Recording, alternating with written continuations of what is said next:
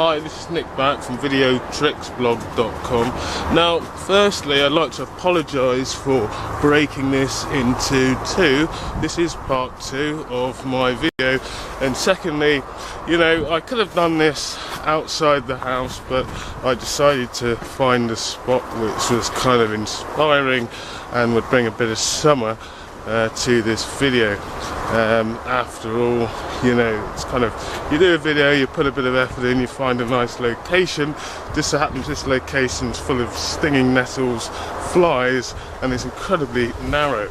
Anyway, back to what we were talking about. In part 1, we kind of discussed the fact that, you know, using a low-end webcam to promote yourself online, like you see on the gazillion sites, probably isn't the best idea, because it's a bit like going to a job interview and wearing a crappy suit. You know, not investing in a decent suit, you just wouldn't do it, would you? So using a poor quality webcam probably isn't the way to go. Then we talked about, well, you know, you really want a sort of nice HD high-end camera, and of course some people can't afford that right now, and even if you could afford it, the high-end HD camera doesn't come without its own problems. The problem being, like this one, that the main manufacturers at the moment believe that us, the public, want to have everything automatic, and there will be situations in terms of lighting where you will want to manipulate the image, i.e. have bright backgrounds in order to get certain effects in a kind of studio look. So then we kind of went on to a kind of the only high-end webcam that I still use, that I would say is worth using, that has won over the higher end HD camera, and that is the Logitech 9000, which I have in one of my pockets, but I can't actually get out right now. The Logitech 9000 has a manual exposure override, and this is the Logitech 9000, and you can get it for, you know, under $100, well under $100. It has a very good wide angle lens, and it has a good microphone on it, and it has the all-important manual exposure. So we were just about to get to the point where we were trying to figure out, well, it's all very well having a webcam to kind of use, you know, in the sort of, in your studio, in a static environment, but what would you do if you wanted to use it on location for, you know, scenes like I'm doing now? What would you you know, obviously you can't use a webcam. So that's where we left off. So I shall see you after this.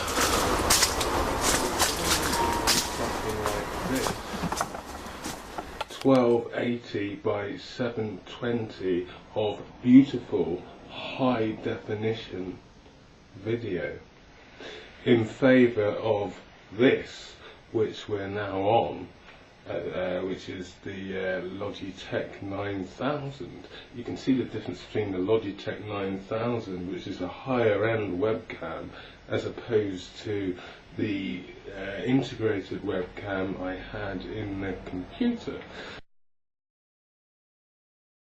So what do? If you're wanting to shoot outside and you're using one of these, and you know, you're coming across a situation where you need to split the difference between shade and the sunlight, or you want that background overexposed, what are you going to do? Because this will give you great footage, but it ain't going to give you an overexposed background. It's not going to manipulate that picture for you. And as for the Logitech 9000, it's got a wire on it, so you're not going to be able to take it outside, are you? You're kind of stuffed, or are you? So, what do we do if you want to shoot outside like this and we want to play around with the exposure? If the sun comes out, this thing is only going to expose for the sun, or it's going to expose for the shade. So what do?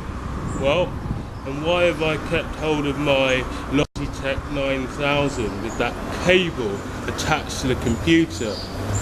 Well,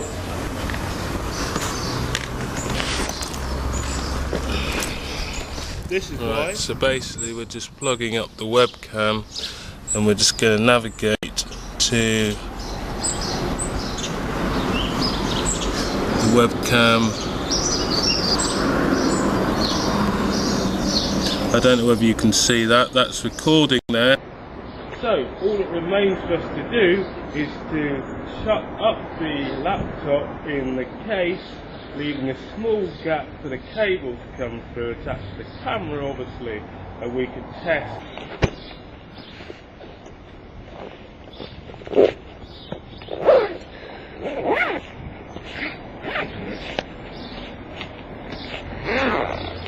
So here it is on my shoulder. Now, if you've got another person with you, it's probably a good idea to get them to hold the bag, the computer, because it's quite heavy and it will affect the sort of steadiness of your walking. So, there you have it.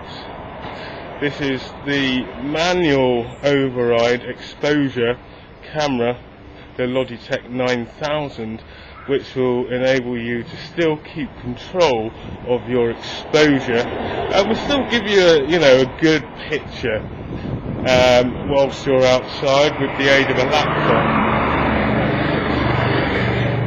Obviously behind me now is a prime example. I'm just in the there's still some light on my face. I'm at the entrance to a small tunnel. There's still some light on my face. Now, if I could actually see the picture now, I may put a bit more light on my face, which would cause the background to overexpose. But it's negligible, it's acceptably overexposed because it's a small area of the picture, where if I was using my automatic camera, it would just expose for the brightest area in the background, which would be the brightest area in the picture, which would be the background, which then my face would be getting darker and darker, especially if I was a little bit further into the tunnel. So that's the reason why you really do need to get a manual override. This has been Nick J. Barrett from videotricksblog.com. I shall see you on the next video.